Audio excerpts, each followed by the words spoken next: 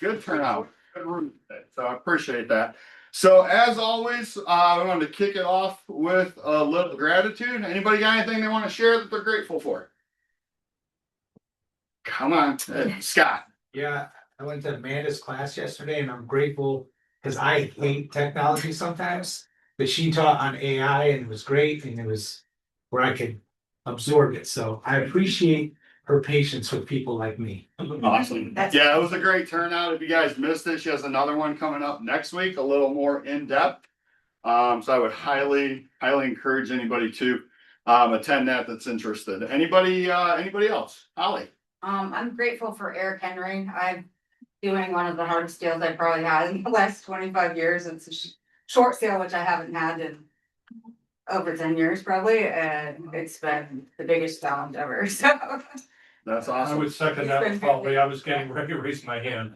I'm excited we're done with short sales, so after this one, if we get it close, so One last good one. yeah. Yeah. That's awesome to hear the collaboration. Yeah. Awesome. Anybody else? All right. Well, moving on. As always, we talk about the Y4C2Ts. This one stood out to me with some dealings that I've had going on, both in business and personal, was the integrity, do the right thing. So when I look up integrity, Webster's defines integrity as a firm adherence to a code of especially moral or artistic values. So a lot of people, it's doing the right thing when nobody's watching, right? Another one that I like is, if anybody's ever heard of Marcus Aurelius. Yes, he was a character in the movie Gladiator. Amazing movie. If you've never seen it, you should run out and watch it. But he was a king known as the philosopher king at the height of the Roman Empire. And Marcus said, if it's not right, don't do it. If it's not true, don't say it. So I think those are good words to live by in business and in your personal life. As always, make sure you're TCPA compliant in all your communications with your texting and emails. And for you on Zoom, here's some best Zoom experience tips. I'd like to take a second to introduce our 2016 ALC 2016. or 26. Yeah. Hey, Don't so look in my like that. defense, it's the 10-year anniversary of the CAT championship, and I was talking about that. I'm stuck in 2016. Make sure you have where your feet are, Brett. Well, the current Cavs team is nothing great. The 2026 ALC. Like to introduce that council now: Amy Carricker, Amanda Daly, Jill Freeman, Samantha Holmes, Christian Lamb, Diana Porterfield, Liz Sanders, Caitlin Shepard, Lori Shosted, myself, Cassandra, and Matt Zerker. So if you're part of the ALC, if you're here, could you stand up just for a second, please? I'd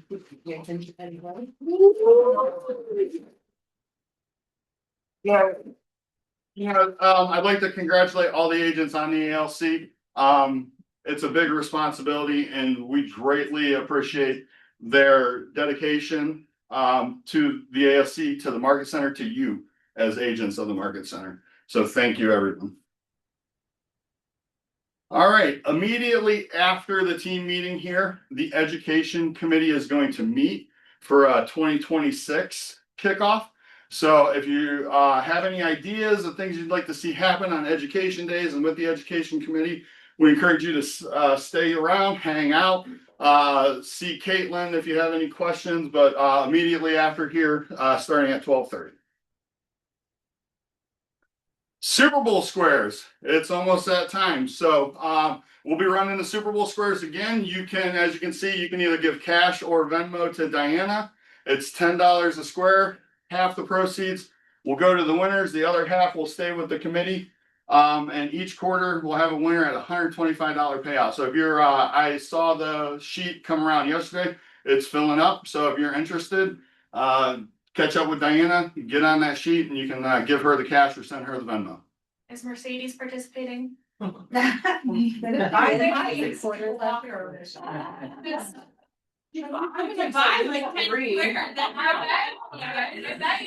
The more you buy, the more chances you have to win, right? Unstoppable. All right, and next Friday, January 23rd, we're having another euchre tournament hosted by the Culture Committee. So show up here, 5:30. Games start at 6. $5 buy-in, $5 side bet. Right here next Friday at 5:30. So I'd like to take a minute. We had a decent month of December with 11 new agents joining the market center. So just want to run through them. Bronson Gilliard has joined JMA. Jordan Chumney is down in Tuscan. He joined Shonda Davis's team. Ron Irfan is here with PC. Morgan Yanni is out in Mansfield with Lori Shosted's team. Lily Hess, who I believe is in the building. Hi, Lily. She has joined the PC program. Barbie Figueroa is out in Worcester with Melissa Sanford's team. And then we have Jenna Brady, Tamara Cross, Dan Gore, Amanda Wood, and Eric Wood, who are here in the Canton office. So welcome all the new agents. Anybody other than Lily here? No cat pictures this month. That's pretty good. No cat pictures. We got it all done. And then we have, for our next slide, we have a special announcement. Our own Nicole Whitehead will graduate at college.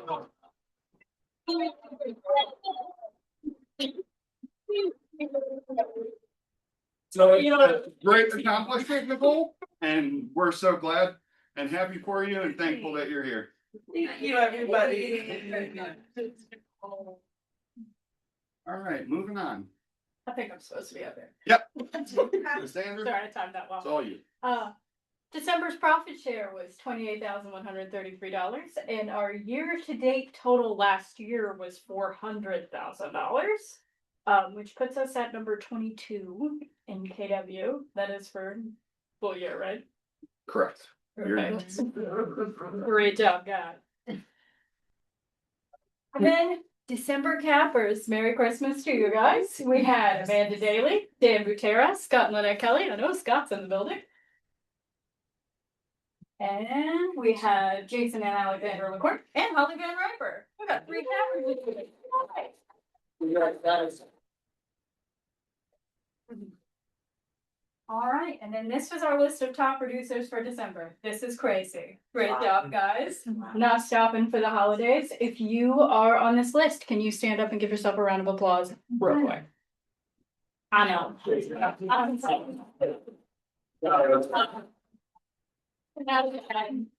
only thing I have that's not on a slide, it is profit share renewal season, so you will have an extra $25 on your agent bill this month. That is from KWRI to keep you active in profit share. If you're not receiving money for profit share, talk to Brent, please. Also, when I sent those $25 renewal fees out, for some reason the email said it's a monthly agent bill of $25. That is not correct. It is a one-time $25 charge. Sorry, per year. I thought I changed it, but apparently it did not upgrade or update. That's system geriatric. Take it from you, Rich. All right. Morning. Welcome, Rich. Happy New Year, everybody. Happy New Year. All right, so we're going back to the contingency concurrency stuff. Because We ever leave it. we haven't left it because that season is coming back and unfortunately the documents are super confusing to everybody. So I would say this, if you are writing a contingency or a concurrency and you have questions, please don't get your clients in trouble because several agents have in the last couple months. Call me, email me, ask me the question of how you should use that form correctly. The form, you can cross things out on that form if they're not applicable. Maybe you're not using the right form, so please don't get your client into trouble. We don't want to see our clients homeless. We also don't want to see a house get away from our client because we've used the wrong document or incorrectly. So I don't know if anybody has any general questions. You can see me after. Please ask the questions before you guys get yourselves or another client in trouble because it is happening now that we're seeing more contingency concurrencies. Like, is everybody like kind of making the same mistakes or it's all different? Yeah, the mistake that I'm seeing is people don't necessarily understand how the bump clause works, the 48 hours. We've had agents that basically will submit an offer and think that they've tied up the house for 30 days in a contingency, but they didn't cross out the 48 hours that the seller has to receive another offer or that they continually market the property. And so unfortunately, then we're losing the house for the client because they can't move forward. The other thing I would say is we're using it inappropriately because if your client can't get a bridge loan and they can't finance the house, there's really no reason to have a 48-hour bump clause in there because all you're doing is giving the seller a way to continue to sell the house, and your buyer's never going to end up with that house if they accept another offer. So if your full intent is to tie up that house for 45 days or 30 days, we need to be crossing out that bump clause, and the agents aren't doing that. So those are the two common mistakes that we're seeing. I see a lot of other agents writing in, like, just in the contract, a contingency clause, which I would recommend not doing because it's so vague. It is very vague, and the contingency and concurrency documents lay out whether you're putting earnest money down, whether you're doing inspections, when those are starting. If you have that in the contract, everything starts immediately. Everything is upon acceptance. So even though you write a contingency in there, you're still unfortunately going to be depositing earnest money, moving forward with financing, moving forward with inspections. So please make sure, like I said, if you have questions, I know they're a little confusing and each of them are different. Some companies are different than the ones that we use. We're using the same ones that were in the MLS. We just took those and put our branding on them because they were well written and they work. So that's what I would say. Yes. And mark out whatever you're marking out, don't mark out the first part of it, mark out the entire paragraph. Yeah, you're right. I'm glad you brought that up because we did have one agent that just crossed out like one sentence, not even a sentence. It was like the first 3 words in the paragraph for the bump clause and thought that was convenient enough to cancel everything in that paragraph, but nobody even initialed it. That wasn't going to work. I had to side with the other broker to say, guys, I would never know looking at that document that you crossed out the first 3 words in that sentence and meant that the whole paragraph was supposed to be struck out. So yeah, we're handling contracts for clients. Like we have to be well aware and educated on what we're doing because they rely on us. And it's just very important that if you don't know, ask for help. That's what we're here for. So updated form release of home sale contingency. Thank you, Cindy Carpenter. I don't know if you're here today. Anyway, she brought that to my attention. The MLS forms that went away, that was one of the forms in there. So we've updated that. Deb, I'll say this out loud. You probably need to email me because I need to get you that for our Tusk office. Jose, your team did get it updated and nobody else has their own .loop account. So it should be ready and able to be used for you guys in .loop. Withdrawal listing to relist it. We're seeing a lot more price reductions and people are reducing or removing the listing and then putting a listing back in. You're completely allowed to do that. That's fine. But you have to withdraw the listing with release. If you don't withdraw it with release, you will get audited by the MLS and then they will delete your most current listing. And then you'll have to go back and get the listing signed with release before you can enter in the listing. So please make sure to remember withdraw with release. The other thing is I say this and I don't want to be rude. Please stop sending me forms to sign before our client signs it. I cannot sign a form until our client signs it. So if you send it to me, I'm kind of getting to the point where I'll reply to you and say that I need this signed, but then days go by and it seems like nobody's checking their email to understand why I'm not signing that form. But I cannot legally sign a form that our client hasn't signed. I have to be the last one to sign it. All right. The tax finder, fun stuff. Our taxes are due again. And for agents that are newer or don't remember, you have to pay income tax in all the municipalities in which you have sold a property in. And you will owe an income tax on the amount that you actually made in that municipality. If you need to find out whether that municipality has a sales tax or an income tax rather, you can go to this website. I know it's a little bit long. Save it. You can type in the address for any property. It will tell you if it's in a township, a city, a village, and what the tax rate is. So that way you can give it to your tax preparer. So very helpful. I think that's all I have, unless there's any general questions. Okay, good enough. Thanks, guys. All right. Thanks, Rich. Yep. Anybody want to take a picture of that for that website? Feel free. If you don't grab a picture of it, let us know and we'll get it to you after the meeting. All right, Gina, PC minute. Hannah's gonna pass something out. So I know we're gonna be talking about the spring market today and like, you know, right now is our time when we're kind of slow, so plan for what's coming. And so I thought it would be a relevant time to go over the 36 touch campaign again. Some offices or some teams do 50 some touches these days, I hear. So just making it very simple and back to the basics. If anyone needs another copy, just let me know. I can note some at the end. First, who's doing some type of a deliberate campaign of follow? I told him to share. Everybody? Not everybody, some people. We've heard it all before, but I created an updated one as a visual to kind of help you as you're thinking about what the touch is gonna be, which we know is a combination of calls, maybe some door knocking or giving gifts, text messages. But here's a new kind of an updated, I went online to say, hey, based on what top agents are doing, top teams are doing, let's get some fresh information and maybe some different things that you can be doing to have a 36 touch. Does everyone know what that means when I say 36 touch, besides the brand new people? That I can see the look on your face, like, no, I don't know. It's a way of following up with your database. So I'm assuming everybody has their database someplace, whether that be in Command or some other type of a system. We're hoping, I know Amanda's looking at me saying, don't say some other kind of a system. It already be Command, right? So while you have them in there, then what are we supposed to do with them? Well, we can do a couple different things. So the first one here says 4 touches, which are a quarterly phone call. I've given you some different scripts options of what to say to people. You know, has something changed for you this year? How is your summer shaping up if it's summertime? Any plans for the holidays? Or of course, we can always go back and fall onto the forward script that we all know what that is, I'm assuming. So family, occupation, recreation, and dreams. Those are the things that we say. We don't say, how are things going with your search, or do you need anything? I mean, they're always gonna say they don't need something, right? And this goes for our SOI as well as any client that we've been nurturing. The 12 touches, which are really easy, actually even easier made by Amanda because she creates a newsletter for us to be able to use in Command. So 12 touches could be a monthly newsletter / some type of an email smart plan campaign. And I've got a few ideas listed there as well. 4 touches could be a direct mailing. Maybe that's a combination of handwritten note cards, maybe a seasonal card. I do Thanksgiving cards instead of Christmas cards. Some of you guys have heard me say that before. Everybody sends Christmas cards. This Thanksgiving card actually gets me a thank you text because it gets ahead of the holidays. And if I don't for some reason get that done, I do a Happy New Year. Sometimes I do Christmas cards too, but I just want to stand out and not do something that everybody else is already doing too. Other things that you're giving them in a direct mailing would be something of value to them, something that's a source for them to find that information to be interesting. 12 additional touches would be social media.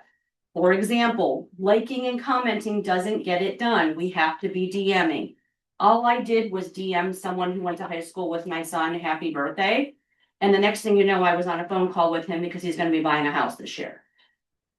Because I said happy birthday. Nothing to do with real estate. It made him think of me. He reached out and now we're going to work together. So like, that's why we want to do the DM. So it's never just happy birthday in the comments. It's also taking the extra step in engaging and DMing. And then of course, one pop by with something, some kind of a gift. And if we can't do that for our whole entire database, which I'm sure we cannot, at least start with the people that you did real estate with this week. Or your top 50 database can be a great one. So for me, my top 50 database are people defined as someone that has referred me business or repeat business. If they're in my top 50 and they have not referred me business in the past year and I've got somebody else who did, they get bumped out of the top 50 and somebody else takes their seat. It's easy to manage 50 people, right? You can go door knocking and give, a Christmas plant or something fun at Easter time or whatever for 50 people versus your entire 500 database, if that makes sense. 2 touches could be text messages, and that's where you can say something like, hey, I got my goals together for this year and I'm hoping to sell blank number of houses. So if you know of anybody thinking about buying or selling, please let me know. That might be beneficial in a text message. And then 1 meeting. So let's go to coffee, let's go to dinner, let's get together, or I'm hosting some kind of an event that maybe you can benefit from, that kind of a thing. So that's all I got. Thank you guys. Thanks, Tina.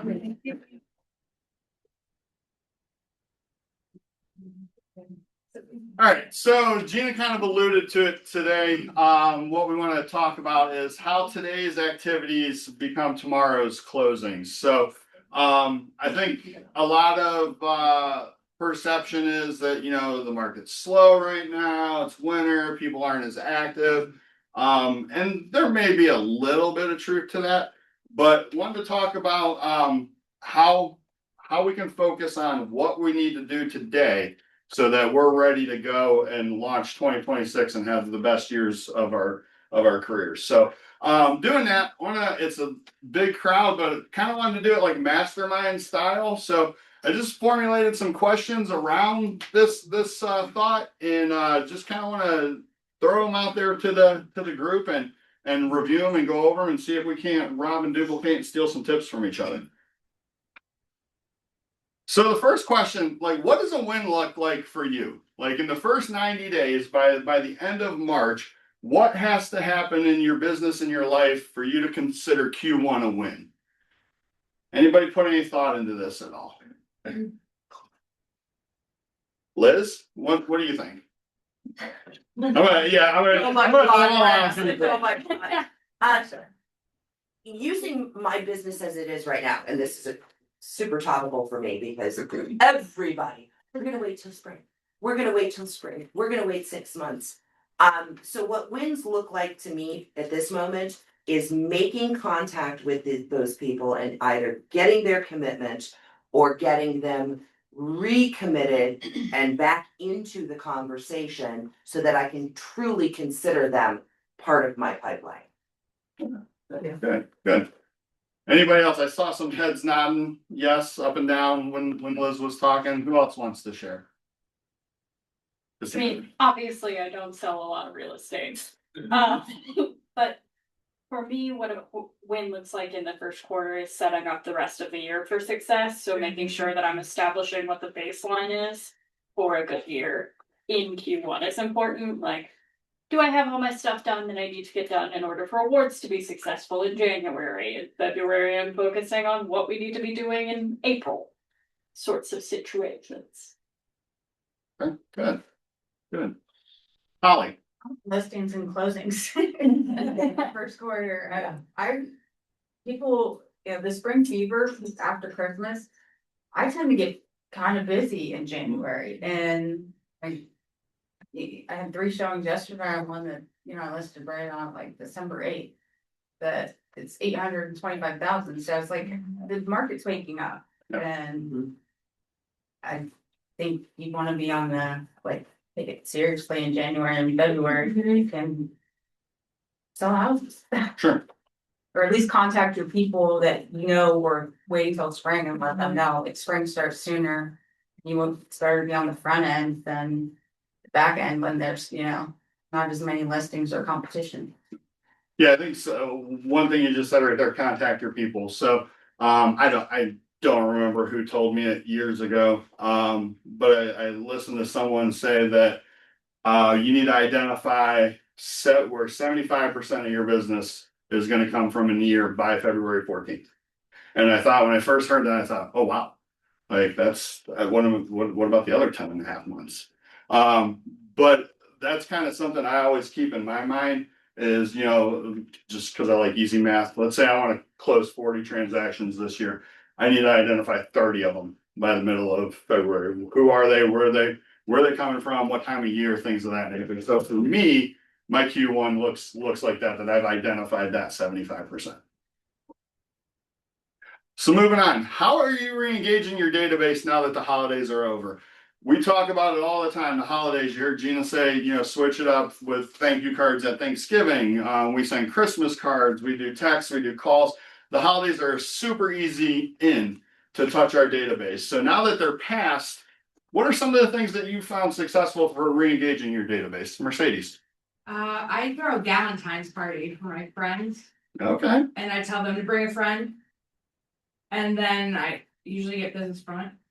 Okay. Nice. Anybody else? Ginger? We focus on firemen. They have a big education class every January. So we have a table there. Okay. So find what your niche is, figure out what their education things are, see how you can get involved.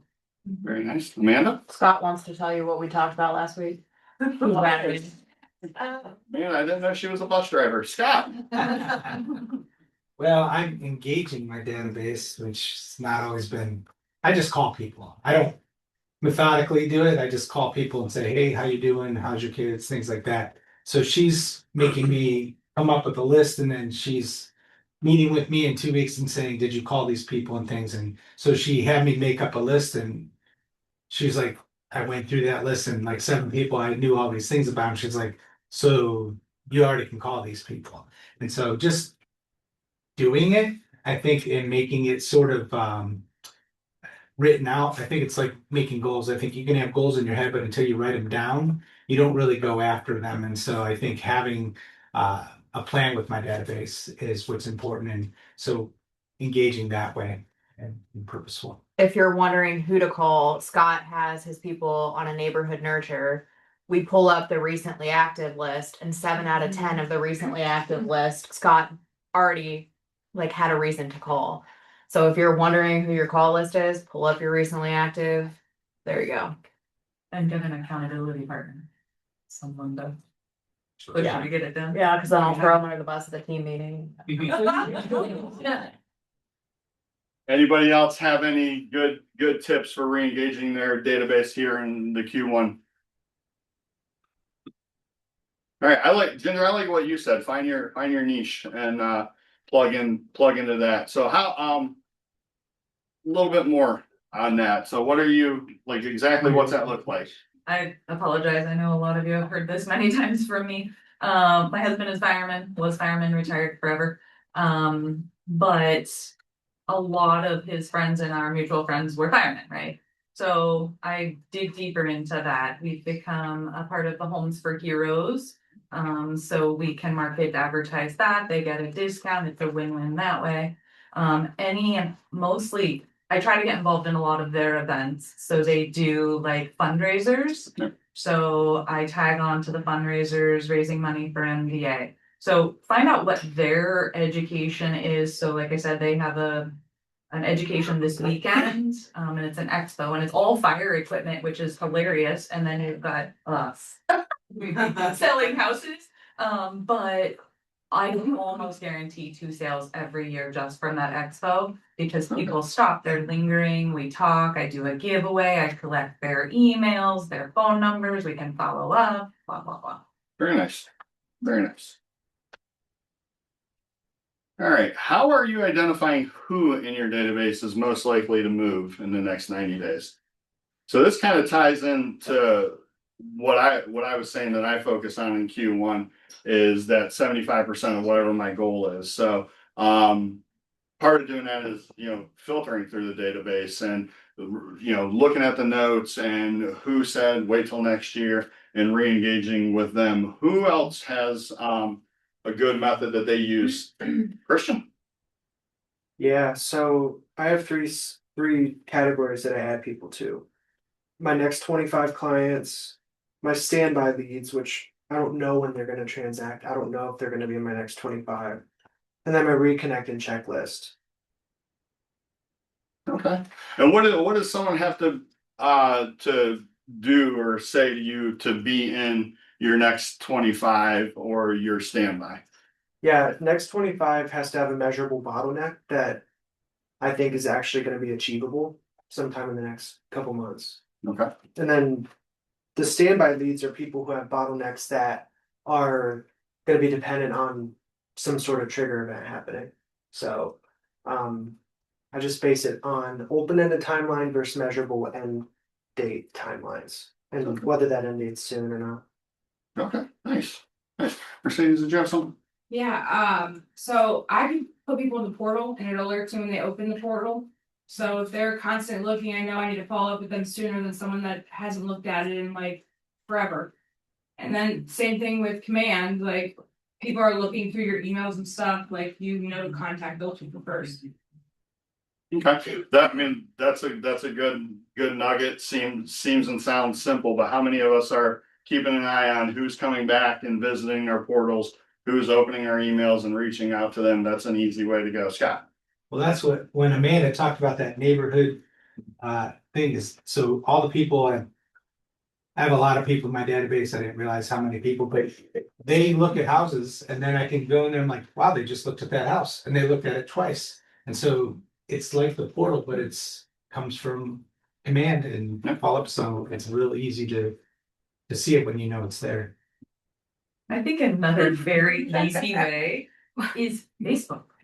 Yeah. We see who's getting married, who's got a puppy, who's expanding, who's pregnant, who's love on those people, right? They're screaming to the Yeah. world, their life changes are happening. Yeah.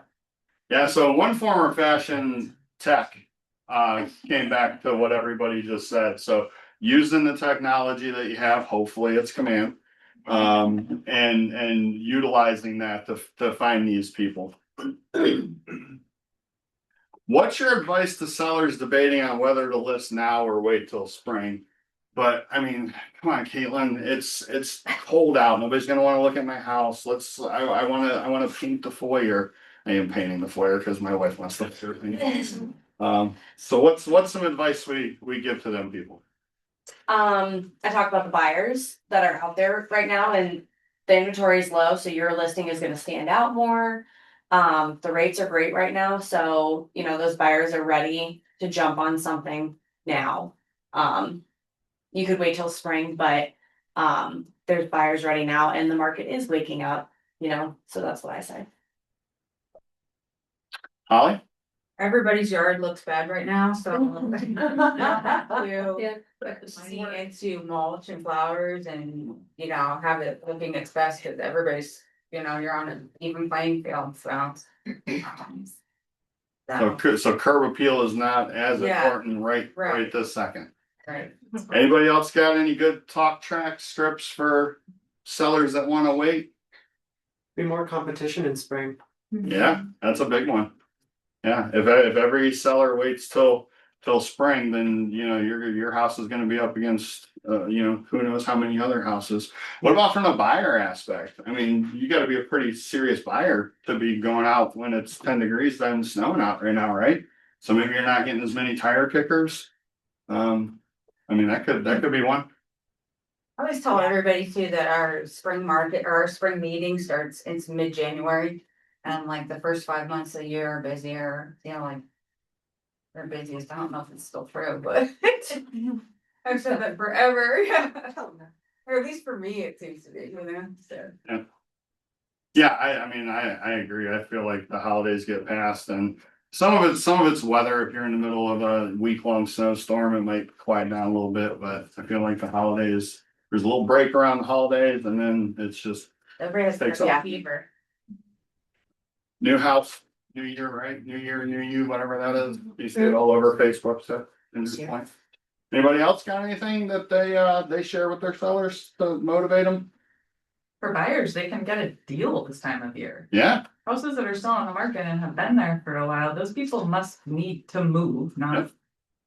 I mean, there are times you could swoop in there and get them lower than average list price if they've been on the market for a while. yeah, I yeah. gotta focus on when you want the money, when you wanna close, get, you know, because of quite a distance between putting it on the market and actually getting the closing date. And it gives you a good idea whether you're selling more marketing oriented or whether they're not as serious in doing something, they don't wanna talk about the closing, getting the money, what are you gonna do with it? Yeah, what's the real reason they're selling, right? You know, how fast do they need to get out of that house? All good stuff. What systems are you looking to create, implement, or tighten up for 2026? So Gina came up here in the PC minute and talked about the 36 touch plan, and I know personally that's one of mine. But what else? What's some of the things that you've dabbled in that you're looking to either tighten up or something you've heard you want to implement? Anybody got anything they're looking for 2026 that's new? Yeah. Another plug for command, but just making things more automatic. You know, with the smart plans and the touches and all of that, just making it simple but effective. Yeah.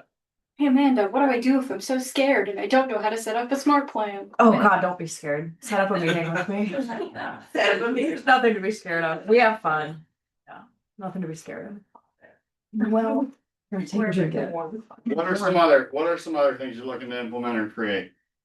How many people are, oh, go ahead, Caitlin. I was just gonna say social media, looking to put more of, like a system behind it. For like how often I'm posting and what's trending right now, doing those things. But also, you know, I'm not just posting just to entertain people, but following up, so Yeah. that's the system part of it and actually getting leads that turn into sales, so.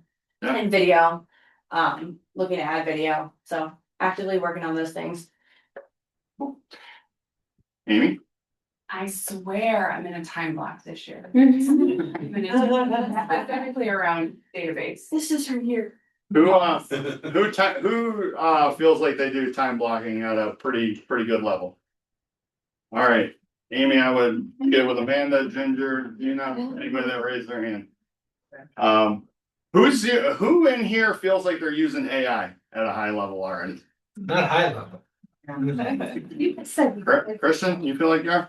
Yeah, I talk to Ara all day long. Okay, all right. Yeah, I haven't used it for real estate, but I've been using it a lot and it's amazing. Like if you're not, I mean, they can continuously refine, so that's the crazy thing about it. You can start broad and get, I mean, to these amazing, and it'll sound just like you. Yeah. Yeah. Cloning. I'm embarrassed to say I really want to dive in more to AI and I missed Amanda's class, but I'm going to the next one. But I love that. Keep up with the AI classes. I really think that there's a lot of gold there Oh, that for we sure. have got to educate ourselves on because I see other agents doing it. I have to figure that out. Yeah. And it's quick, you have Yeah. no idea. Yeah. Immediately fast. Yeah, I've personally, I've probably started dipping my toes into it more the last couple months, and it's just crazy what it can do and how much you can get it to sound just like you. So, but again, Rich is in the room, so anything AI writes, it's still coming from you. So make sure to proof it, fact check it before you post it because you're still responsible. It feels like it started as abuse, I'm not sure. Anybody got anything else? Right. Is there a system or a strategy you're doubling down on for 2026? I don't want to call on Caitlin again because I already did, but it feels like you're doubling down on your social media presence. Yeah. Anybody got anything else? Liz, you had your hand? Yeah, I'm really focusing hard on my geo farm this Okay. year, which happens to be my own neighborhood. I've gained a little bit of traction, so I'm just being extremely attentive and intentional with my hyper local community because there's a ton of opportunity there. So you and I have talked a little bit about that. So if you don't mind, like share just a little snippet of what that looks like. So we have a Facebook group specifically for the neighborhood. I've become much more visible in that. I also took on the role as our clubhouse reservation coordinator with our community, which gives me an opportunity to meet people that I otherwise would not have. It also took the admin approval off of my postings in our neighborhood group. So now I can just post whatever, whenever. They opened the door that they didn't know they were opening. I'm planning events very intentionally, so I'm gonna do quarterly events at our clubhouse for the community.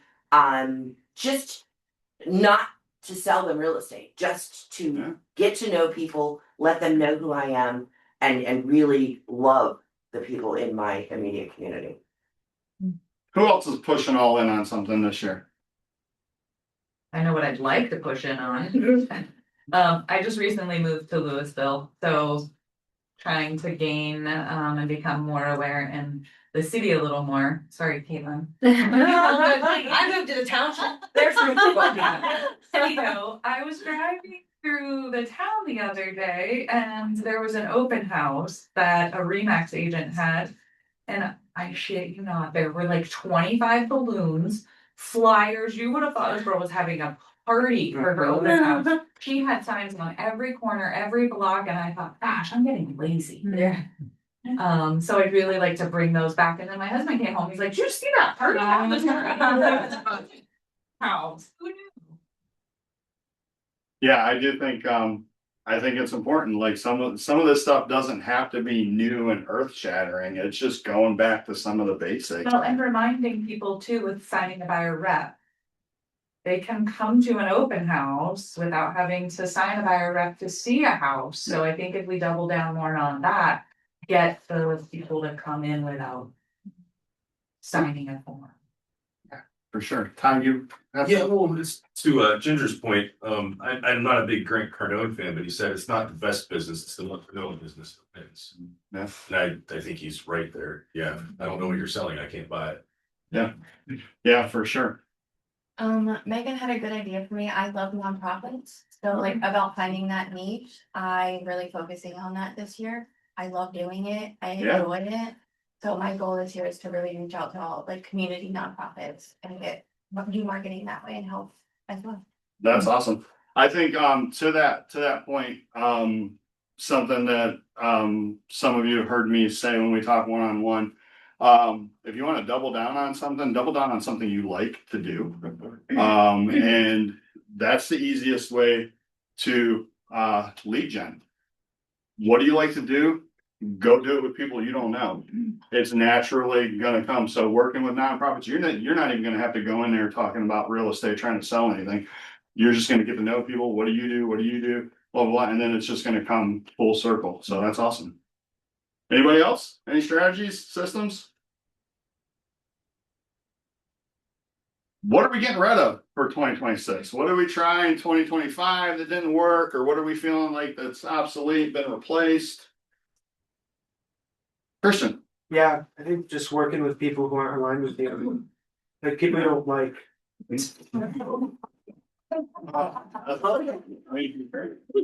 Straightforward, but yeah, No, understand. I can elaborate, so. Like. No, I think it was clear. So you just take your value system, like Yeah. for me, it's my family.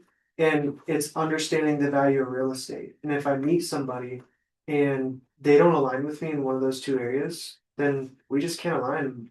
I'm not gonna care for them as much as I would somebody who does.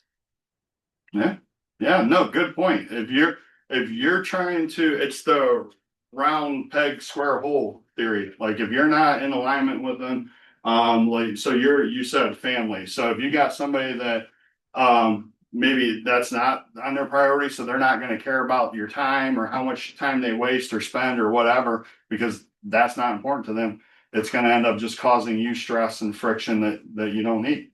Who else? Who else has something that they're eliminating that they've already decided, like, I'm not doing it? Talking today.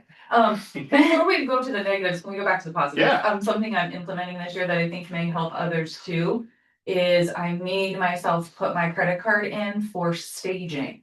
You get a lot of vacant houses. It's amazing the difference if they're virtually staged. Rich, we're allowed, as long as we say virtually staged, right? But it was pretty interesting. It was like $120 for the entire year.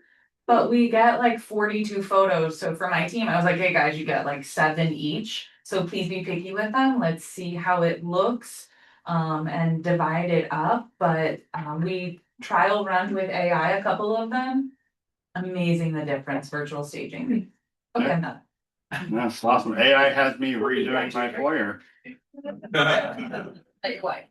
Well, it's the AI my wife used is having me redo my foyer.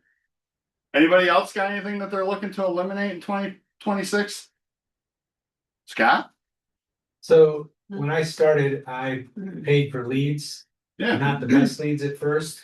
But I do know how to convert them. But I am eliminating paid leads because now I have all these other things and I don't need it. And so that's a big step for me. And I was not sure I really eliminated a lot and what I was paying in December. And then I happen to be a Christian, and so I saw it as God's encouragement to me because I kept getting referrals like crazy that month and then at the start of this year, and so I feel like this has been the right move and things. So that's what I'm eliminating. I get it, Scott. Good job. Thank you. What that means is, there's some paid leads available. Yeah. Really released the lunch. Good, man. Oh, don't worry. So I'm eliminating time wasters, basically. Okay. I want to be very intentional with my time in 2026 and delegating and eliminating things that are not good for myself, my work, my team. I'm eliminating those just to be more intentional with my time.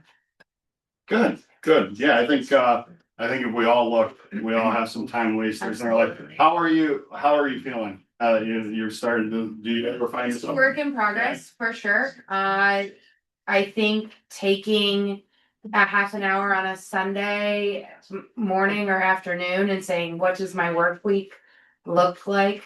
Work week, we'll call it. And making sure that I am eliminating things that just don't need to happen. I time myself on social media. I do my 5-5-5 and I get out. Okay. Nice. All right.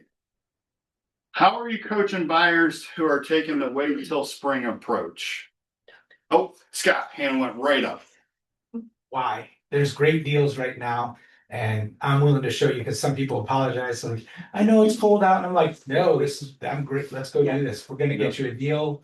Get it. I showed 27 houses in 11 days between Christmas and New Year's. I got 7 houses under contract and 2 aren't because of the inspections, but 5 are going to close. And so it's real. It's good. And why not? Let's go do it. Yeah, I think that's the biggest one. Anybody else? How they're coaching their buyers? Yeah, listen. A lot of times, like Scott said, they think that it's very inconvenient for you, it's not a good time, I'm sorry to call you, it's awful outside. I just use real world examples. So last year, I put my second highest dollar sale of the year under contract on New Year's Eve. And so I just tell them, hey, this is what I do. Don't you ever feel bad like you're inconveniencing me? This is not only my job, but it's my passion. So let's go. Let's do it before everybody else does. Well, come to Ginger. Sorry, one facts, right? Let's show them MLS statistics, number one. Number two is, I'm sure we've all heard of the bond purchases, right? Which in essence is lowering the interest rate. And they're projecting that it's going to lower it even more if that actually happens. So I think if we as agents, because we're all on social media all of the time, if we can push these facts out more of why it's a good time and show the actual proof that the rate is coming down and what does that look like? We talked about buyers that maybe were on the fence last week because they couldn't afford that house they want, may be able to now because the interest rate is coming down or in perceiving the interest rate is coming down, it's coming down, which lenders of course would speak to that more. Caitlin, you had something? Yeah, like before, whoever said, making sure they know that you're still working. Like, yes, it's Christmas break, so like before Christmas break for all the kids, I reached out to a lot of my active or thinking about getting active buyers and said, hey, Christmas break is coming up. If you have any time off, I am available. I'd love to meet up with you and schedule some showings. And then I talk to them, I keep in touch and talk to them about like the house is coming up in their search. And then also I just try to tell the stories of the buyers who are buying right now. And hey, I got my last 3 buyers, seller paid closing costs. So like you could be the next one. So just telling the story. Cool. And I'll just add to that because of the spring, they're like, well, there'll be more houses. I said, yes, you might be competing and spending $10,000-$15,000 or more over that price. That usually gets them to, yeah, that's a big one. Mike, and then we'll move on. So one thing I always like to try to point out to them, like, okay, that's great, not a problem. We're gonna work off your time frame, but I always ask them, have you worked with a lender yet? And I always want to ask a clarifying question because most of the time I think we all know when somebody's ready to buy, they actually aren't ready to buy. They haven't talked to a lender, they haven't got the documents. And having that conversation with them now, saying, hey, I wanna make sure, talk to the lender, you're set up so that way when you are ready, you're actually going out and you're shopping appropriately instead of delaying potentially until summer. And usually, once they start talking to the lender, they get excited about it and we go down. Nice, yeah, so create that excitement, create that, yeah, that's good, that's a good one. Moving on to the last one, just wanna hear from, 3 people. What weekly non-negotiable activities are on your calendar right now? Come hell or high water, you're getting it done every week. Anybody? Ginger? Hour of Power. Hour of Power. Every Monday, every Thursday, Hour of Power, which technically turns into 2 hours, sometimes 2.5, but me and my team, every Monday, every Thursday, 10 AM, lead prospecting. Okay, it's a good one. That'll set you up for a nice spring season. Who else? Well, that's one. Let's get 2 more. Holly? Hitting the gym because I get I'm so much more productive with my whole entire day if I do that first. And then I probably double my workload by noon. Cause then I'm ready to go and I do way better like time blocking. So taking care of yourself, so you can take care of others. Yeah. And then Mike. Actually sitting down and making sure to balance the checkbook. Yeah. And making sure I know where our profit loss. Please. Okay. So taking care of yourself, Hour of Power, knowing your P&L. Good. Well, hey guys, that for that section, that's it. Before I invite Chris up to speak, I just wanted to take a second to thank you for your participation. I really was not sure in a group this size how the mastermind aspect would go over. So thank you so much for being willing to share and participate. I would greatly appreciate it. And now I'd like to bring Chris up, talk to you a little bit. Hi, everyone. We were all fighting over it. Oh, And you won. Yeah. Well, welcome, Kayla. Thank you. I like sitting in the back. There's lots of really good hair in the room. Sorry. That was not intended. Happy New Year, everybody. I appreciate it. I feel like everybody kind of teed me up because there's a couple of things I wanted to talk about today, and I'm just gonna flip them because we're gonna go with the momentum of the touches. We have a service that's called Home Reports. Has anybody heard of it? It's a really great tool. So I attended Bold a couple springs ago. If you haven't, go. But they were talking about touches and the calls, and I hate cold calling. That's not me at all. But what I found helped was if I had something of value that I really wanted to get out to my clients. Home Reports does that for you. So it's an automated touch. It doesn't overwhelm them. I signed myself up. It's not a ton of emails or communications, but it's specifically on their property, which everybody's interested in their own property, right? So they want to open these. You'll get the report of their engagement, and we're getting a lot of interactions on these. It's completely free to you. We've already paid for it. So see one of us, we'll sign you up. It's co-branded to you, and it's a great automated touch out of that. How many? 32? 36. Okay, the other thing is rate market. Not quite as bad as concurrency and contingency, but also please don't glaze over on me. It's not exciting information, but just like Ginger said, Trump did this back in 2020. If you remember, the rates like bottomed out, and then for a blip, they went up a little bit. The mortgage-backed securities were purchased at that time to manually bring those rates back down. That's what Trump's going to do this year. So just the news of this has helped rates a little bit, but he hasn't actually done anything yet. They'll be purchasing mortgage-backed securities, opening up more money for us to lend on, and then helping open up the market for you all guys. So that is good news. Our source on this is the MBS Highway. So Barry Abib, he's won like 3 Crystal Ball Awards. He's usually pretty on the money. He's also executive director for Fannie Mae. He's telling us that he sees rates coming down to about 5.7, probably not much lower than that. So I'm already getting a hold of all of my clients, just letting them know where they're at right now and what their goals might be for a refinance. So just so you guys know and you can speak intelligently on it, like be a resource to your clients, be the expert in your field, set yourself apart with that information, obviously. But we're pretty excited for the new year. And if you have them on the home reports and they see their equity going up and they see that they're not gonna have to take a 7% if they need to move into a bigger house, then that just tees you guys up for success too. Kayla, is that 5.7 like through the course of the year? So by end of year or? He's at some point during the year, he doesn't see us going much lower than that, and he doesn't see it staying around for long. So that would be the year or the low For the year. over this next. Yeah. So watch for it. We actually hit that a couple times this year, but it didn't last more than 24 or 48 hours. Right. It was like a pull and go. Yeah.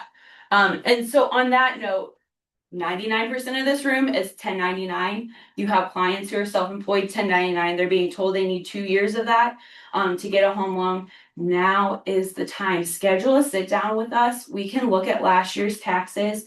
If you want conventional financing, we can help you strategize your filing so that you have better borrowing power for 2026, not 2016. And we can help with the conventional. If you don't have the 2 years, or if your tax returns have a ton of deductions on them, we have so many solutions for you guys in the room personally. We've got 1099s. We only need 1 year of 1099s to get you that financing with as little as 10% down. Same thing with bank statement loans. We collect 12 to 24 months of your bank statement. We take all the deposits. 50% of that is what we use for your income. So there's no deductions. We do look at your tax returns, but we're not calculating that for your income. So 10% down, and you guys could have, your investment properties, your second homes this year, or your move up properties, whatever that looks like for you. Okay? Okay. Of course. Okay, not to put you on the spot, but just to help us relay this to our people. So as of right now, it says that the 30-year fixed is 6.0. Let's just say it does go to 5.7. We've got someone who wants to buy a $250,000 house at 6% versus 5.7. What would you say is a rough guesstimate of the monthly payment difference? Several $100s for one on that purchase price. So like 200? Yeah, about that. And we have amortization calculators, so that'll show. I look at the monthly, but I also like to show them the savings over time if this is a long-term property. And then the other thing too is like this, it's never been more true. Marry the house, date the rate, right? So this is the time to buy, especially when you can kind of control the prices on it because you're not competing against as many people. Which also in essence, their debt to income ratio is better because the rate is lower. And they can buy more. Right. Thank you, sorry, didn't mean to answer. I have one question, Kayla. So if somebody's thinking about refinancing, when does it become a good idea? Cause if it's not too enough down, it's not worth them doing that. It would be. It's different for everyone. If the only goal is to get your rate and term down, I say at least save 1%. But a lot of people have other goals. Maybe they're shortening the term. Maybe they need to consolidate debt, and they can settle for 0.75% savings because they're saving 25% on a huge credit card somewhere. So we do a net tangible benefit sheet. So we show them the numbers and they speak for themselves. Thank you. Yeah. Thanks, Kayla. Thank you. All right, moving on. A couple announcements as we wrap up. All right, we have a lot of things coming up. Oh, look, I just took a picture. Amanda has another intro to AI class coming up on the 22nd. If you didn't make it to the first one and you don't feel advanced enough to go to the second one, I bet you she'll have an appointment with you. I would. The Q1 Market of the Moment call is on Thursday, February 5th at 10 a.m. And then February's team meeting will also have a soup cook-off. Sign up coming your way. I know that's a hot contest every year. We will be talking about AI tools that free time and drive closings. So if you are interested in more AI content, time to be here. Official save the date for awards night. It is March 13th from 6 to 9 p.m. I am not telling you the location until you click on the Eventbrite. So you all are SVP. We did not get that email though, correct? You have not. Okay. Sure, just this is the first time you're here. The family reunion is coming up. We really should have put the dates on this slide, cause I. February 21st through the 24th, so it's a Saturday, Sunday, Monday, Tuesday. Oh. Where's Yeah. that? It is in Atlanta, Georgia, so it'll be better weather than here. Better weather, the flights aren't that expensive. If you find a friend to get an Airbnb, accommodations are reasonable. And these speakers are incredible. Yeah, anybody that's interested in, AI, social media, like, you cannot beat this speaker lineup. Can you give me the dates again? February 21st through the 24th. I thought you said that. And, sorry, go ahead. Oh, you're fine, please. Oh, so far, Legacy Group Family Reunion Crew, we have 11 of us signed up so far. So I'd encourage you to sign up, check it out. You'll be with friends. We'll be there. We'll have K1 night. We'll have a Legacy Group night. So we'll get together, have dinner, drinks, talk about what we're seeing, what's going on down there. So, if you have any questions, need any assistance, with planning the trip or finding out any details, costs, anything like that, please come talk to either Cassandra or I, and we'll help you out best we Can can. you repeat those dates again for the Zoom? February 21st through the 24th in Atlanta. And